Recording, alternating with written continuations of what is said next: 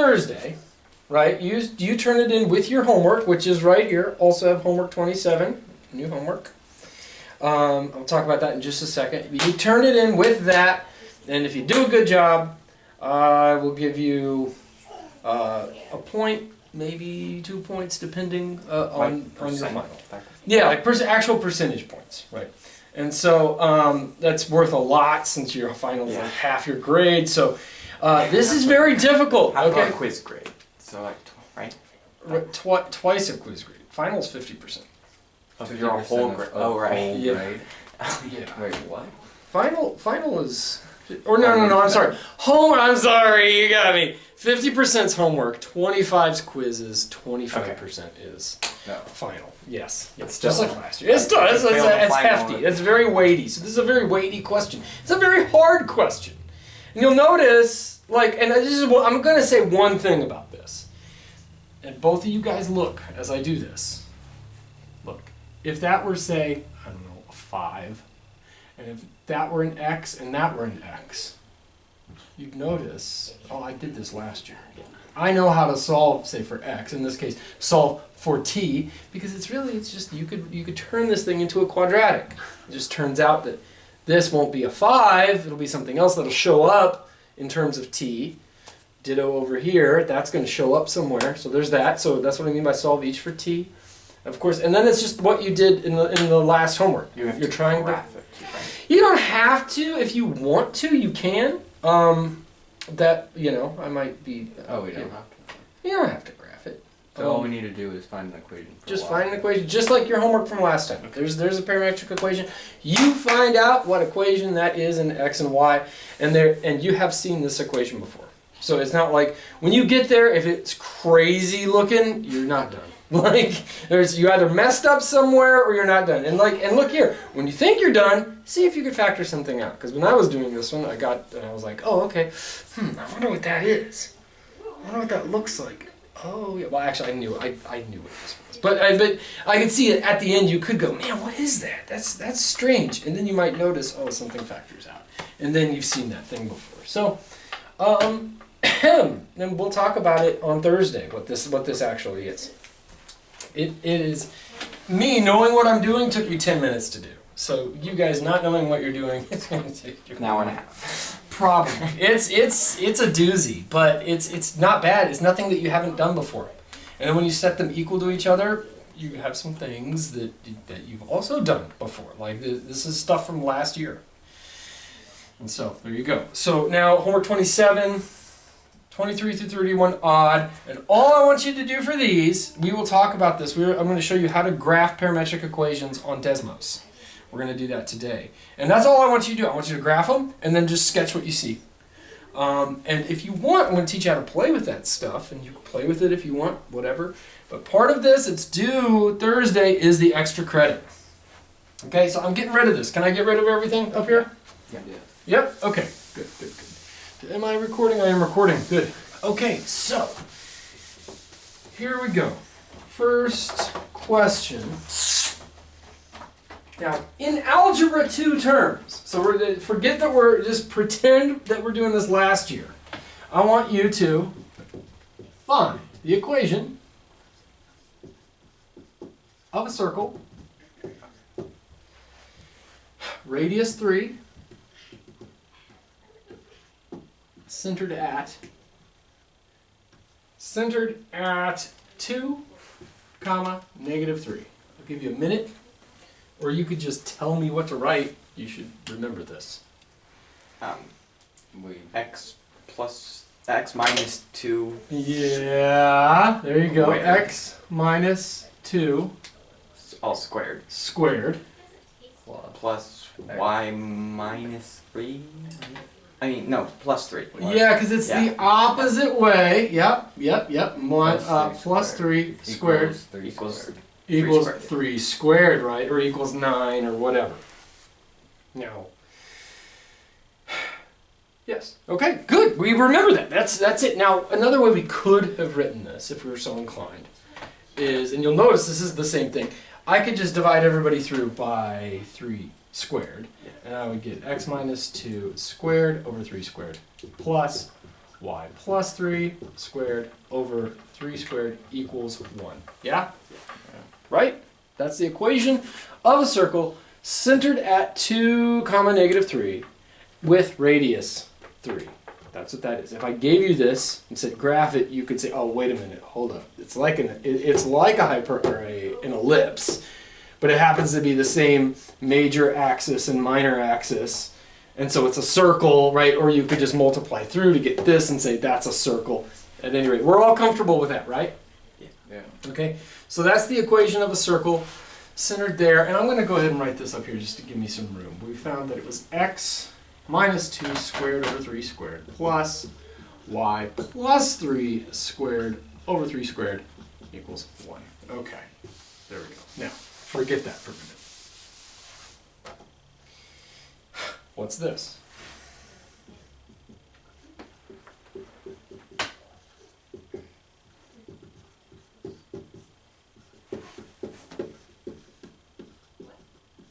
What is that? What's this thing? Circle. It's a circle. What? Centered at the origin. Centered at the origin. Good. What's its radius? 1. Okay, so if I told you find the equation, and we've seen, we did this, last time. If you square both of those, you get x squared equals cosine squared. Y squared equals sine squared. Add them together, you get x squared plus y squared equals cosine squared plus sine squared is 1. Okay, cool. So this thing is this thing here. This is that thing. It has radius equal to 1. And given any value of t, you could think about that point right there, right, is the x-coordinate and the y-coordinate, right? Okay, yeah, okay, yeah. Then what is, let me give myself room on this one, what is this then? It's just stretch by 3. So it's, radius 3.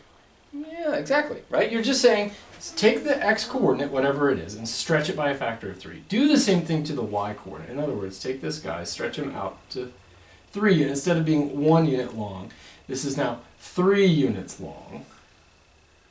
Right, and so that's what this guy is. He goes through here at 3, down here, up here at 3, here at negative 3, down here at negative 3.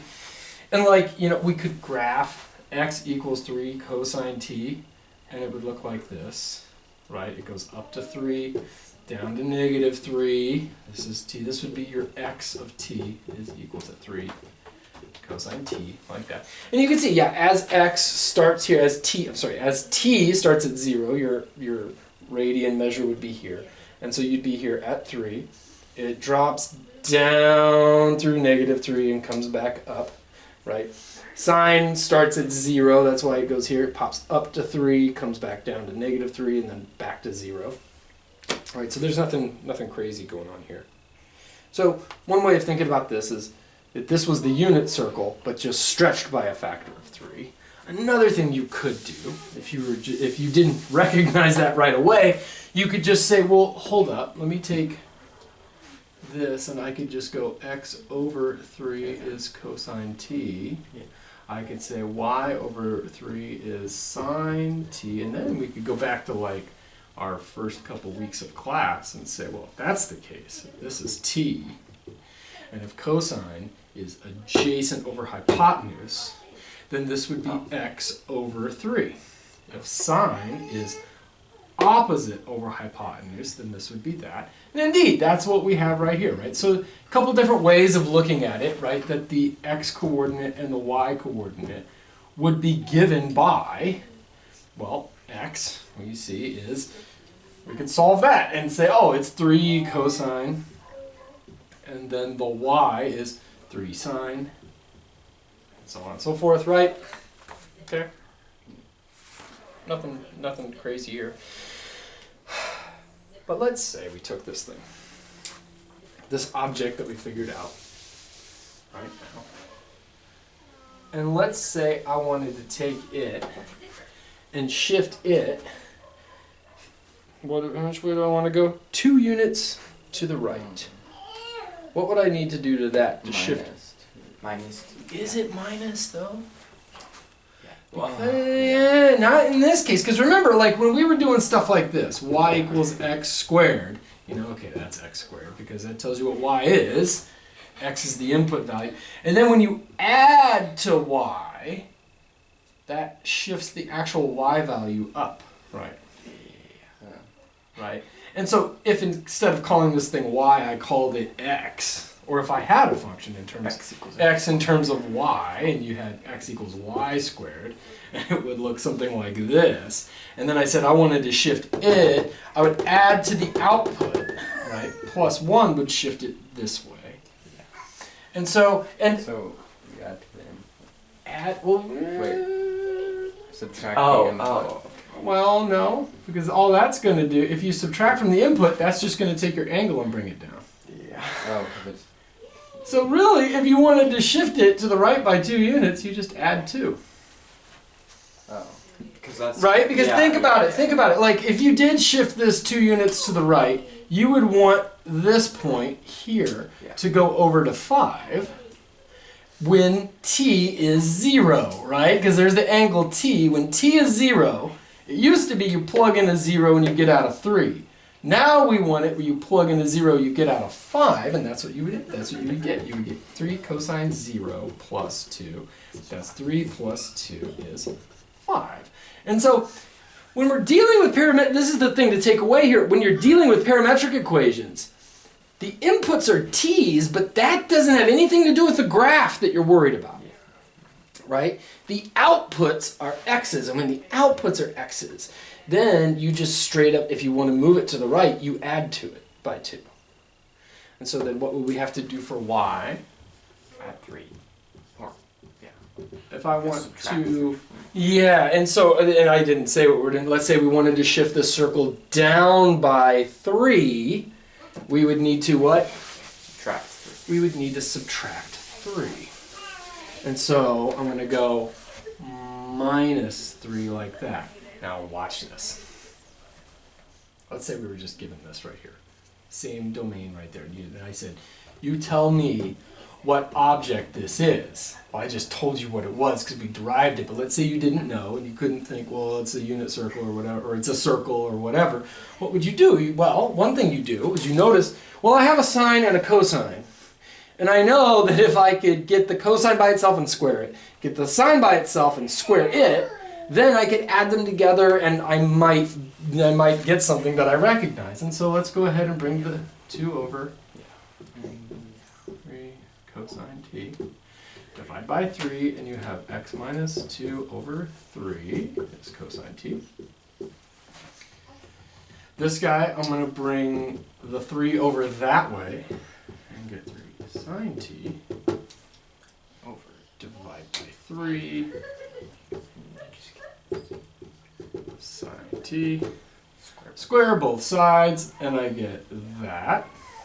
Square both sides, I get that. Lo and behold, add them together, and you get x minus 2 squared over 3 squared plus y plus 3 squared over 3 squared is equal to cosine squared plus sine squared, which is equal to 1, which is what we had.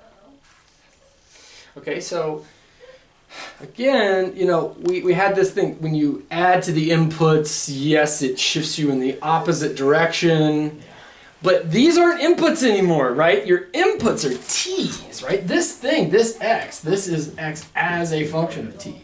So adding to the input would be adding to the input here. You would be replacing t with like t plus 2.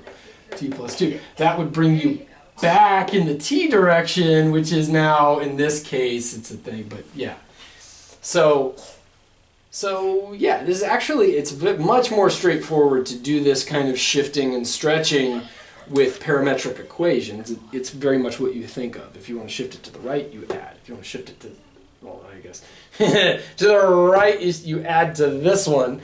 To the left, you subtract from this one. You want to shift down, then you subtract from this one. You want to shift up, you add to this one. You just, yeah. Does that make sense? Yeah. Everybody got that? Okay, so that's what we expect. Good to go. Now, okay. what if we did this? So that's all I wanted from that. Now, instead of stretching both equations by a factor of 3, what if I shifted 1 by 3, oops, and 1 by 2? Yeah, good. Yeah, you'd end up with an ellipse. And if you think about it, if it were just plain old sine and cosine, you could think about it as you just have your unit circle. But this is saying stretch 3 units in the x direction. This is saying stretch 2 units in the y direction. And the thing that we should get it should start here at 3.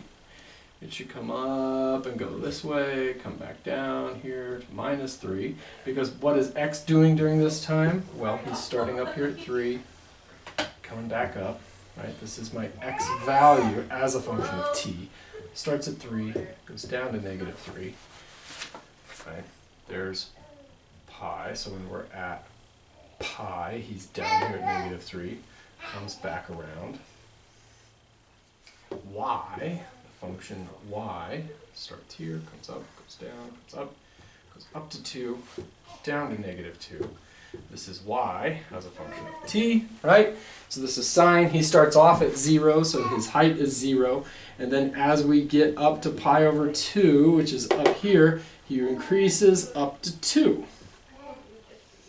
And so on and so forth, blah, blah, blah, blah, blah. And so yeah, that's just an ellipse. Now, forget the top thing. Let's think back to Algebra 2. Let's pretend we're back in Algebra 2. And you're taking a quiz, and I said, find the equation of this thing. What would you tell me? X plus 3... Wait, minus... Wait, no, x... Sorry. Where is it centered first? At the origin. So x over 3 squared. Yeah. X, Plus but y. how about x Yeah, x squared over 3 squared? There you go. Plus y squared over 2 squared. Equals, there you go. Equals 1. Yes. And I like to check this after I've done this. I say, okay, well, suppose that y is equal to 0.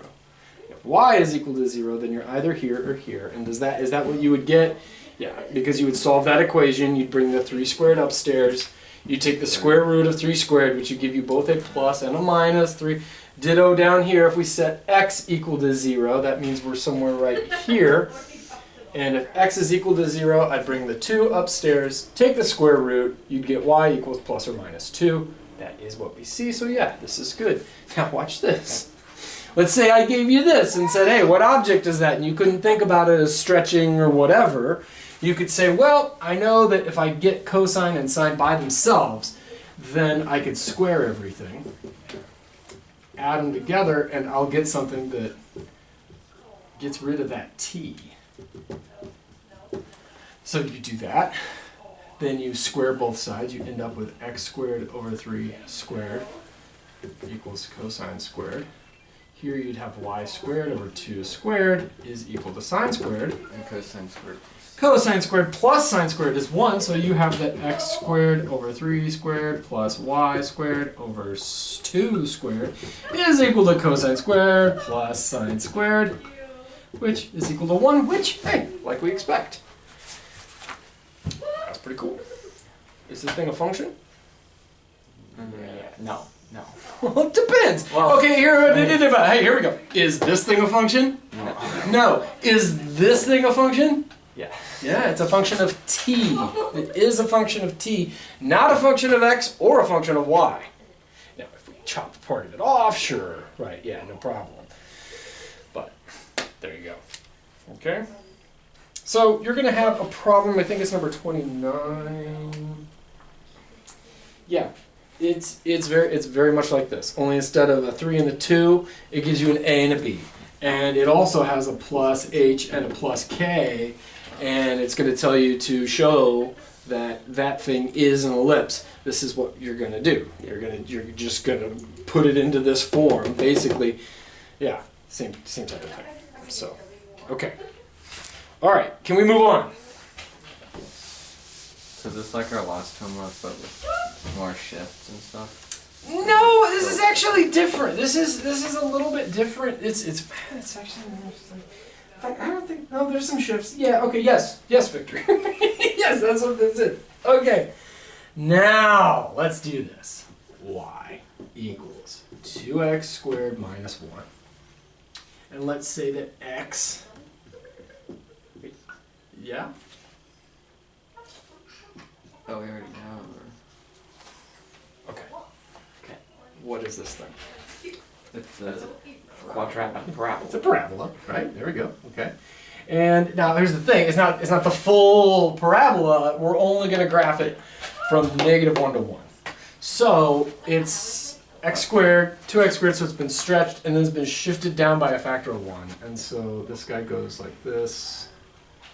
Goes like this. You could check that if you plug in a 1, you get 2 times 1 is 1. Or 2 minus 1 gives you 1. Same thing happens when you do -1. This thing goes through here at -1. Okay, so that's that thing. Okay, so there's no parametric equations going on here. But let's say we wanted to write parametric equations for this guy. This will be part of your homework. So what could we do? Well, one thing you could do, and this is the easiest thing you could do. You could just say, well, hold up, I need 2 equations, an x and a y. And what I could do, I could just say, well, if x is equal to t, right? Like it's that easy where you just go, well, you know, if you just let the time go from -1 to 1, and you just say, well, x just kind of tracks along with that, then you could just do this. Okay, so that's one way you could do it. And then what would the bounds be on t? Because remember, with parametric equations, you got to say, like, what's going on with t? What's t doing to give you this? Oh, it would be the same. It would be the same. It's the same thing, right? No problems there. But this isn't the only way to do it. There's more than one way to parameterize a curve. Parametrize a curve. Okay. In fact, we're going to go ahead and there's infinitely many ways you could do it. And here's why. Because I could just say, well, I can make this guy go slower or faster. Yeah. You know, I could just say, give me any number like 5, and I'll go 5t, and then we'll get there 5 times as fast or whatever. And then you just plug that in, and you say, okay, well then at squared minus 1. That's a perfectly good one. Now that's going to change a little bit. Because you plug in a -1, and so you're going to have to refigure that out. To right? A, I guess. Yeah, you could think about it like this. Like, I have x is at, and so it does something like this. X is equal to at, so it has some slope. But I need to have it so that the outputs go from -1 to 1, and so I need to figure out where my inputs need to go.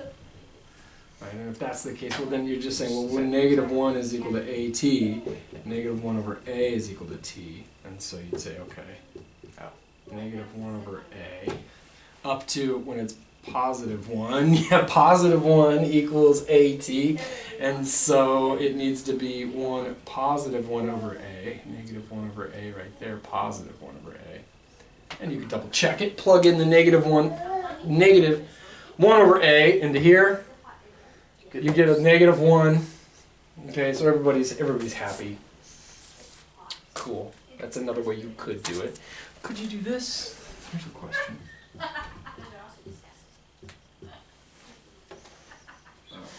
Yeah, and then because it would just be. Oh wait. When you plug it in, it would be y equals 2t minus 1. That's what you'd expect, right? 2 times whatever that is squared minus 1. But here's the problem. Now, what about how do you make this thing give you a -1? You don't. You don't. There's no t you could plug in there to give you just a -1. Actually, there's probably an imaginary number you could do. I think, yeah, it would have to. Ooh, maybe not. Well, yeah, you could. It would be tricky, but you could do it. It'd have to be 1. But you'd have to write 1 in a funky way to make it true-ish. But yeah, anyway, you don't want to do that. So, this is what, you can't just pick any old thing. You have to think about, like, is this going to give me the range that I want? Or so this is your original domain. Can I make the range of this thing the domain of that? Like, can I take the root of t, which looks like this, and make the outputs from -1 to 1?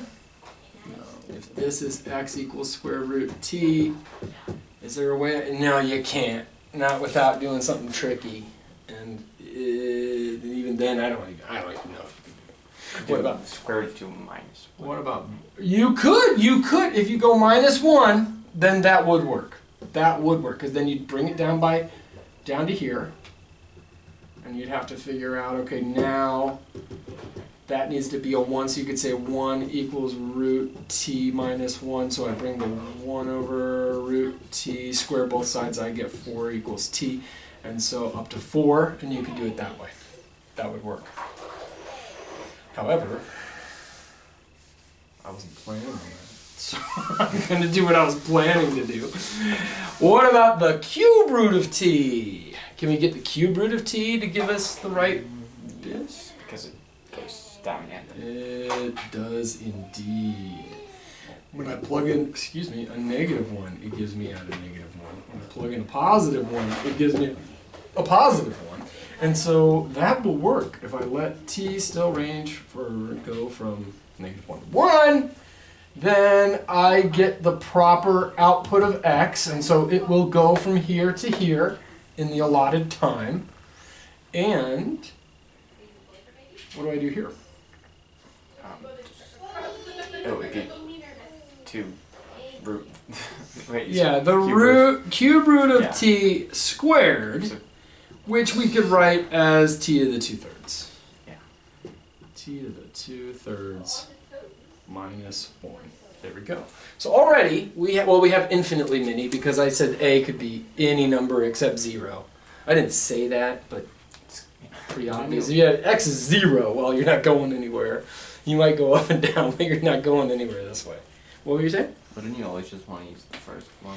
Yeah, well, maybe. And you'll see in a minute why you might not be able to. You might, well, yeah, I guess. It's like why wouldn't you? The question is, why wouldn't you? Yeah. Why wouldn't you? And that's really, there's very few instances. But there might be the case that you can't. Like, in your homework, you're going to be told to write like 3 different ways of doing. They're going to give you something and say, write it in 3 different ways. And it's good to be, and like, if you had your choice, just choose this one. But the idea is, like, there are many ways we could do this. Sometimes you'll want this, and sometimes, depending on what this represents, right? Like, if this is actually, if you have something some phenomenon going on, it might be that whatever your thing is that's moving in x doesn't move like 1 second per second. It might move like 5 seconds per second, right? You see what I'm saying? The rate of its motion might be different. It might be determined by something else. And so this is a good exercise to be able to redo this. But you'll notice all of these pretty much look exactly the same. Yeah? What else goes from -1 to 1? Sine. I was thinking cosine. We could do it with sine. I want to do it with cosine, personally. Cosine, if you think about it, cosine also goes from -1 to 1. Now, if we went from 0 to pi, then we'd be running this thing in reverse, which maybe you want to do. Maybe there's a reason why you want your dot to move in this direction. That's not what this is saying, really. We want the dot to run from left to right. And so if I choose to use cosine, I think I'm going to go from here to here, from pi to 2 pi. So, because that will give me an output going from -1 up to 1. And notice it hasn't come back on itself, right? Like I haven't, although that wouldn't be bad if you had something that did this. Then you could, I mean, for whatever reason, you could say, okay, go, and you're trying to go from, say, 0 up to 10. You could say, yeah, and it just kind of traces back and forth a bunch of times. Maybe you want to do that, maybe you don't. That's like, we're getting in the weeds here. That's not really the point of all of this. The idea is, okay, there's yet another function that I could find some domain on which it moves from -1 up to 1, and that's the cosine function. So I could say, okay, x is equal to cosine t, as t goes from what to what? Pi to 2 pi. Pi to 2 pi. And now we could have gone from -pi to 0. That would have been fine, right? I mean, there's a lot. I could take what 1 pi, 2 pi, 3 pi to 4 pi. That would be perfectly fine. I'm just choosing this one right here because I know that on this domain, x goes from -1 up to 1, which is what I want this thing to do. Okay, now. So then what's my y function? Y equals what? 2 cosine squared of t minus 1. 2 cosine squared t minus 1. Does that look familiar? Yes, but I don't remember that. Cosine 2t is equal to cosine squared t minus sine squared t, which is equal to cosine squared t minus 1 minus cosine squared t, which you rearrange and you get 2 cosine squared t's minus 1. Oh! This, we could have written this, we could write it that way, and that's perfectly fine. Perfectly fine. We could write it like this. 2 cosine 2t. Cosine 2t. No, it's the entire thing. That entire thing is equal to cosine 2t. Yeah. Oh, yeah. Yeah? And so, oh, hey, look at that. And so, the question is, with the same domain, so here's yet another way we could have written it. And this is yeah, it's like, well, yeah, but those are exactly the same thing. These are not exactly the same thing, right? This is exactly the same thing, but it's two different ways that it could show up. And so if I gave you something that said, okay, here's your parameterization, find the original object, you'd have to go, well, wait a minute. If I square both of them, that's not going to help. And you'd have to think, uh-oh, there's some kind of, I know that we have a bunch of identities, and you'd have to say, well, hold up, cosine 2t, this is one of those that has a bunch of different identities. One of them is the cosine squared minus sine squared. The other one is 1 minus 2 sine squared. The other one is 2 cosine squared minus 1. And you'd have to go and go, oh, well, wait a minute. These have sines in them. There's no sine over here. But this one has a cosine in it. And there's a cosine over here. And so then you could recover this guy. Does that make sense? Yeah. Now, here's a question. Using cosine. What if my original question... So this all works... All of this works just fine when x is going from -1 to 1. We could use any one of those. But let's say that my original question was, we don't care about from -1 to 1. We want the entire parabola. We want this guy to go on forever. Then you couldn't do cosine. You couldn't do cosine, right? Because if x needs to go all the way from -infinity to infinity, cosine ain't going to help you. One of these could help you. That could work. That could work. That could work. Ah, yes, guys, you're awesome. X equals tangent t. Does go from -infinity to infinity. On what interval? 0 to pi. Right? Oh no, negative pi. Negative pi over 2 to pi over 2. There you go. Yeah. Very good, right? And so, negative pi over 2 up to pi over 2 does give you that thing. So I could say, okay, if that's what I'm trying to do, if we want x to go from -infinity to infinity, I could use this and just let t go from -infinity to infinity. That's fine. Same thing here. Same thing here. Not going to work with these, but I could say if x is equal to tan t, and we let t go from, oops, can't include it, negative pi over 2 up to pi over 2. And look at that. There's something going on here. When the interval is closed, when you're including endpoints, you got to include all these endpoints. If you're not including endpoints, you're probably not going to be including endpoints. Well, you can't really. That's an interesting. Yeah. How could you? Yeah. So you go way on in math. You'll talk about that kind of stuff, and and then you'll hate math, and you'll absolutely hate it. And you'll okay, stop. Okay, so then if x is that, what is y? 2 tangent squared minus 2 tan squared minus 1. That should work. But wait a minute. 1 plus tan squared equals secant squared. So tan squared is the same thing as secant squared minus 1. So it might show up like that. Another way you could write it is as 2 secant squared t minus 1, which would give you 2 secant squared t minus 2 minus 1 minus 3. And so, this is exactly the same thing. This thing right here is a parabola. It's the entire parabola, and it's that parabola, and it's given like that, on the same interval. So then the question is, well, hold up. If I had this, though, how would I go about recovering that guy? And what you would do is, and I think you had some homework problems like this, where you'd say, well, hold up. Tangent, we need to somehow relate tangent. I'm going to make this look better. X equals tan t. Y equals 2. See, I'd say, well, how do we relate tangent and secant? Well, it's like that. That's a way you could relate tangent and secant.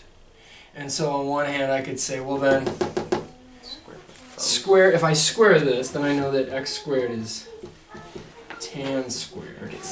And then I could get this, and I'd say, well then secant, since secant squared is 1 plus tan, so I'm saying, okay, 2 secant squared, because this is what I was given, this is what I'm working with. I haven't seen behind the veil. I don't know about any of that exists yet. All I know is that and that.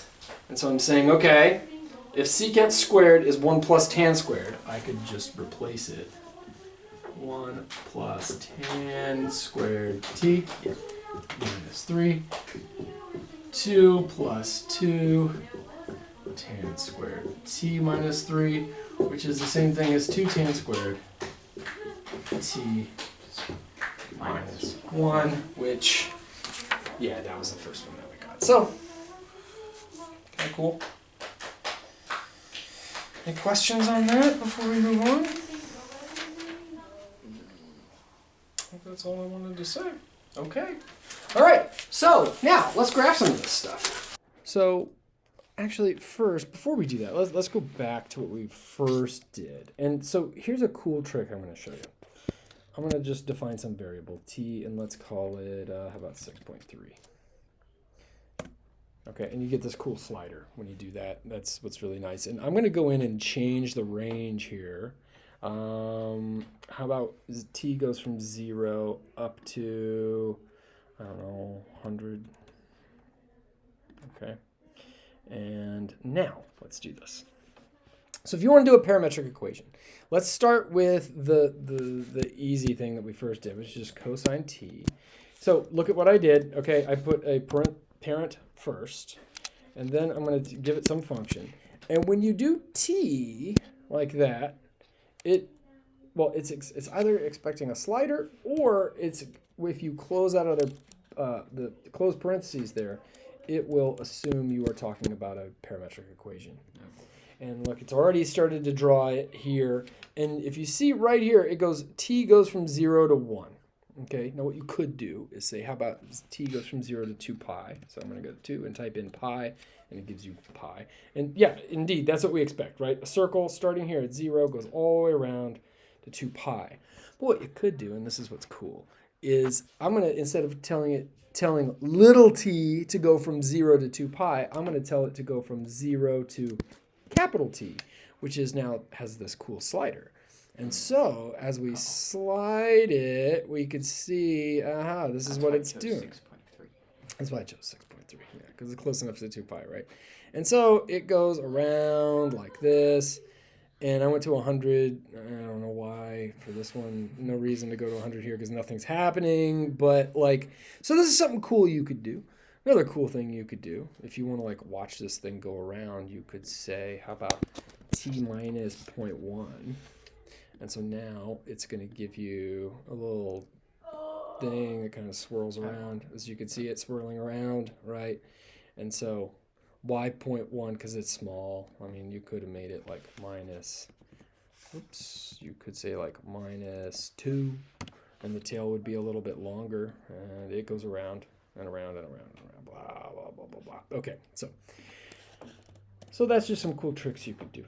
Now, let's check this out. And I do want to keep this up like that. So, what if we did this? A cosine t, b sine t. Now, you can see here it says add sliders. If I just hit return, it will automatically add those sliders. And so now, let's get rid of the original one. You'll see that, and see it automatically went from 0 to 1. So I'm just going to go 0 to 2 pi. I don't need to play with the slider right now. So that's the full, in this case, unit circle. But so I'm going to ask you, I'm going to take this slider here, the A slider, and slide it that way. I'm going to make it bigger. What do you expect that circle to do? Stretch along the x-axis. Stretch along the x-axis. Good. Okay, and if I stretch it to 2, we see it goes from positive 2 over here down to negative 2. What happens if I stretch the B? What if I bring it down to 1/2? What's going to happen? It'll stretch it down on the y. Right. It should compress it down to point. I don't think can I get 0.5? There you go. Right. So there's that. That's that. That's simple. Now let's just take a look at the stuff we've derived. I claimed they were all the same thing. These radically different parameterizations of stuff. And let's just see. We started off with t comma 2t squared minus 1. And what was my original domain for that one? It went from where to where? -1 to negative. -1 to +1. And that is what I drew on the board. So that looks good. Okay. Now let's just check. Is that the same thing as y equals 2x squared minus 1? Yep. It's just not the full shebang. It only goes from there to there. It only goes from -1 to 1 on the x-axis. Okay. So let's check another one that I did.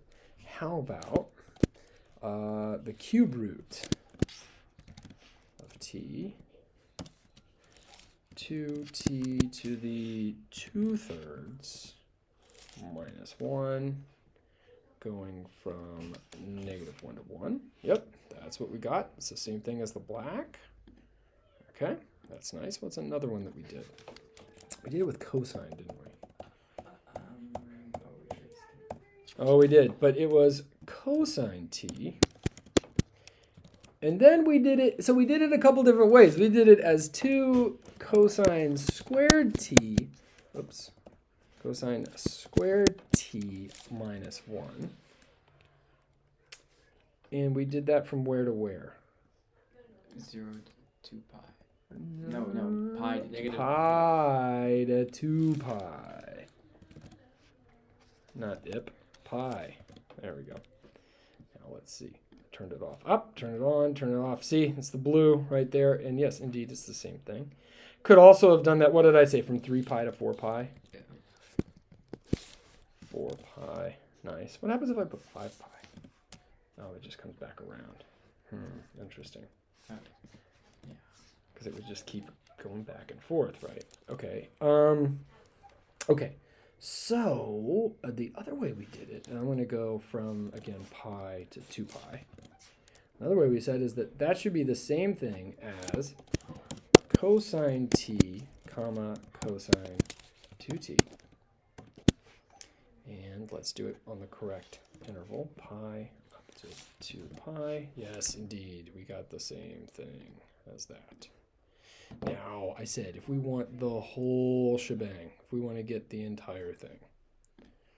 Can't use cosine. Can't use cosine, but we can use tan. And what did we get? Tan t. 2 tans. It was right. We could do it as 2 tan squared t minus 1. And you'll notice right now I only have it going from 0 to 1. So it only goes, so as t goes from 0 to 1, tangent goes from 0 to whatever, right? I mean, whatever it is. And so looks like 1.5. And then, yeah, and so, okay, that's cool. But we didn't want that. We wanted it to go from negative infinity. And I don't know if you could do it that way. Nope. Negative pi. We could go, oh, yeah, you can't go. Right, it was, thank you, negative pi over 2 up to pi over 2.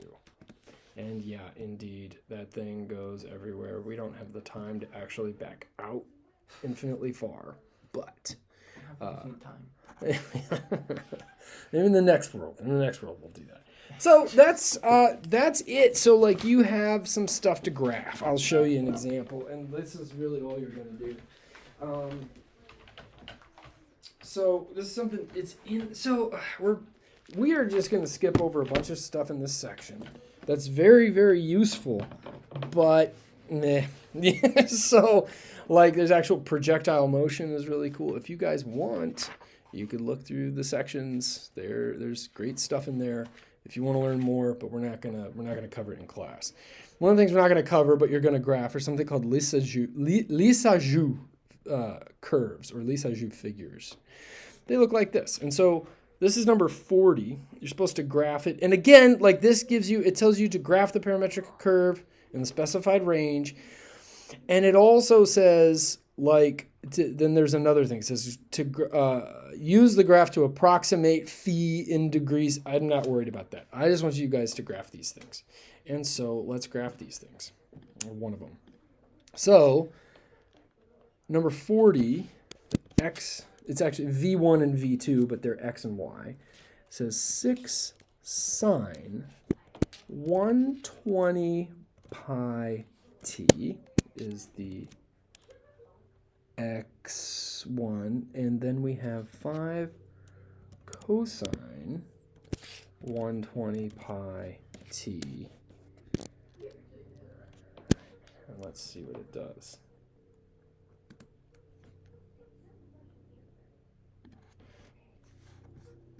You might need to zoom out a little. There we go. Okay. So, and let's just watch this thing. Okay, so we're going to go from 0 to t. I wonder how it works. How is it working? Oh, it just kind of pops into existence there. And it tells us, it also gives us a domain. And in this one, we're supposed to go from 0 to 0.02. 0.02. Which must be the one full period there. That's not very interesting at all. So let's do one that's more interesting. What happens when you offset this by, say, plus pi over 4? Oh, interesting things happen. That's like an ellipse, but it's been shifted, canted. Interesting. Another cool one they have in here. As t is positive. So let's do this. X. I just don't want to see that one anymore. X is equal to 2 sine 3t. 3 sine 1.5t. As t is positive. It just says. So let's see what happens to this thing as t. It says for t is just positive. So in other words, t goes from 0 to infinity. So right now we have t going from 0 to 0. And as we do this, oh, look at that. Ah, cool. And then it just keeps repeating over and over and over again because, well, it repeats after. It's a sine curve, right? So that's some cool stuff that's in there. And if you're interested, we're not going to cover it in class because I want to move on. But if you're interested in this stuff, it explains kind of what these things are and, where they come up, how they're used in various things. You can draw shapes. You could draw all kinds of crazy shapes. You could draw any shape you want, really, with the parametric equation. Yeah, I've seen that. There's as long as it's connected. Like, I mean, it would have to. Or you could use like inequalities. I don't know.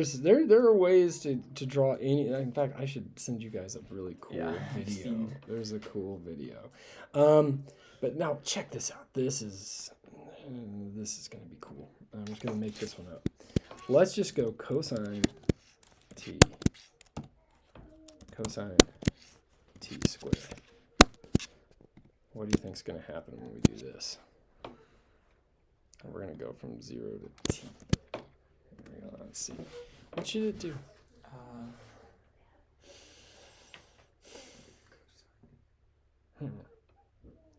This one's just going way faster, right? The y value, it's ramping up speed faster. And let's just see what happens when we do that.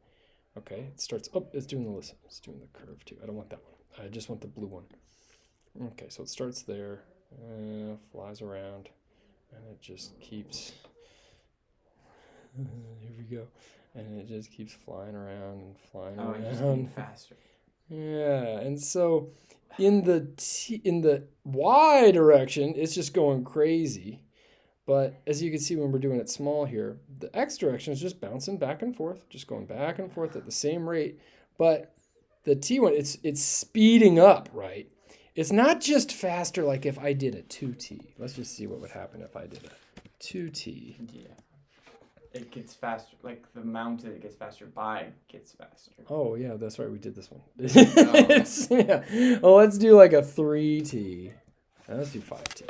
So it's faster, but it's a constant faster. It's always the same rate of faster. Yeah. And so and as you can see, I'm dragging this. It's not going anymore because it's a constant faster. It's 5 times as fast. And so you get 1, 2, 3, 4, 5 bends in your, 5 changes of direction, right? If I did it. What if you did root t? That's a good one. We'll see, but let's just hold up here. 7, I'm expecting 7 changes of direction. So 1, 2, 3, 4, 5, 6, 7. Yep, 7 changes of direction.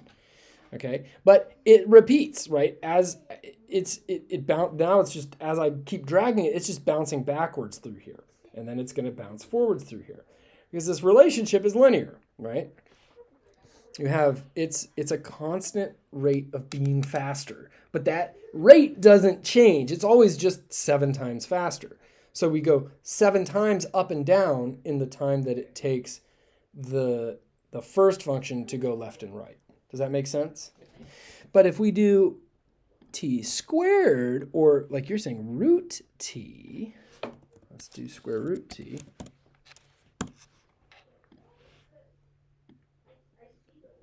Okay, it's doing that. It's faster. It's getting It's going faster in the x compared to the y. And so, yeah, and if we were to keep dragging this out, let's go to like 1,000. Keep dragging it out, eventually it's getting much, much faster, right? Comparatively. Yeah. But if we're doing, let's say something like this, let's go e to the t, it's going to get way, way, way faster, way, way quicker. And so, boy, wow, I'm going up to 1,000. Let's take it to like, yeah, that's, one's not going to be too bad. Let's go like 5.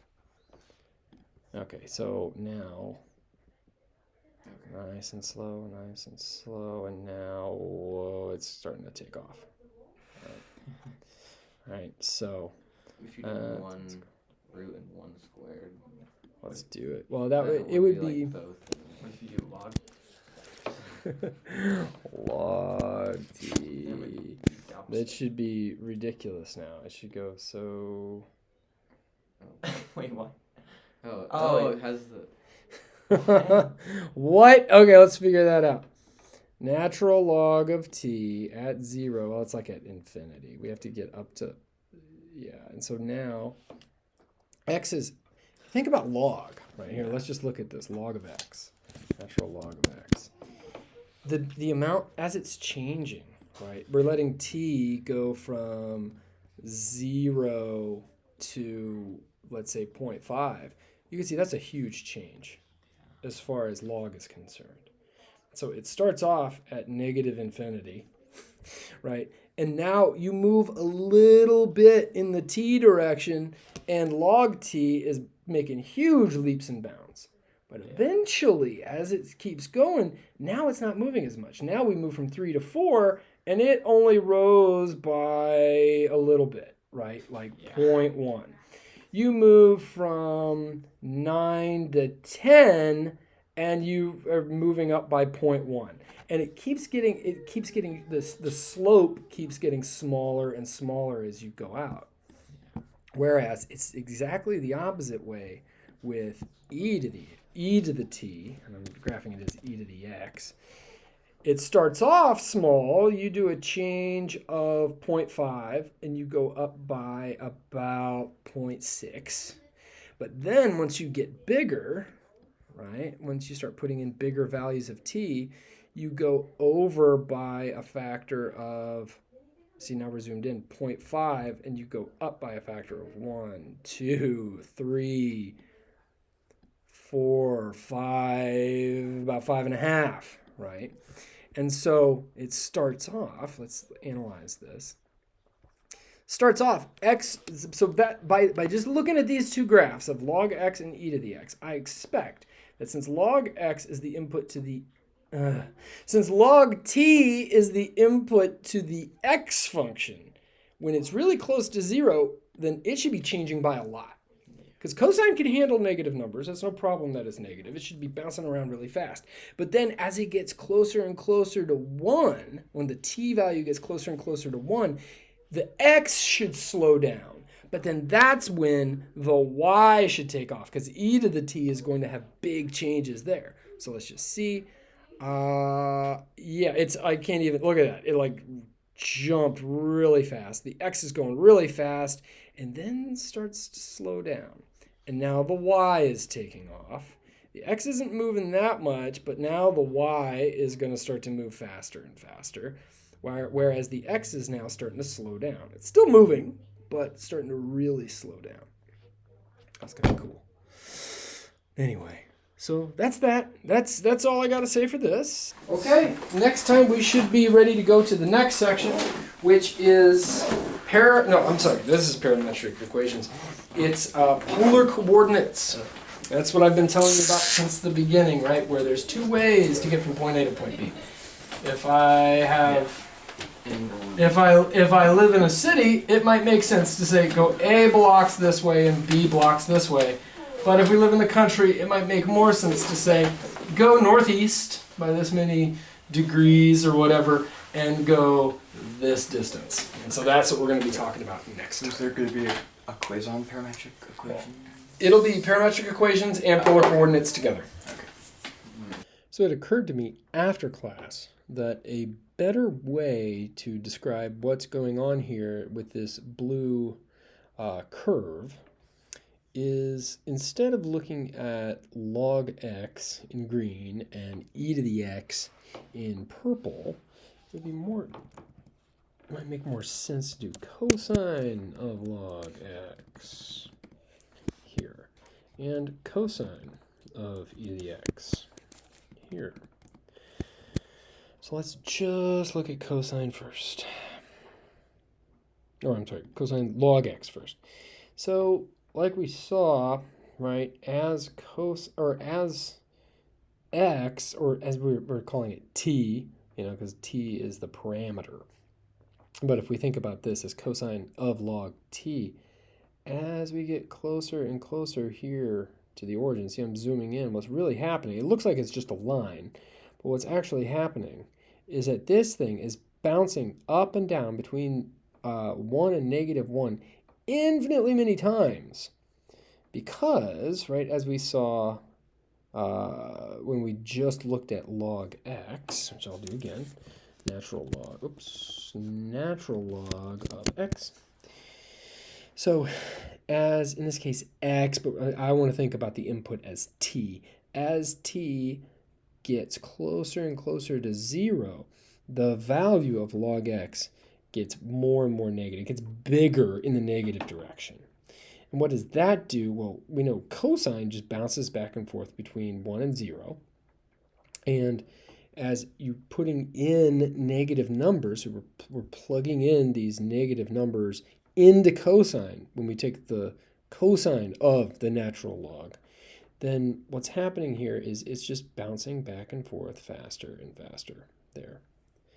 Now, if we look at cosine, but then as you can see, right, it starts to calm down, right? It does not bounce back and forth as fast. It's going down to -1, pops up to 1, but then it takes a much longer time to get back down to -1, which it does eventually. And then it comes back up, right? But it takes it takes longer, but e to the x has kind of the opposite, or cosine of e to the x has the opposite effect, right? Whoa, there we go.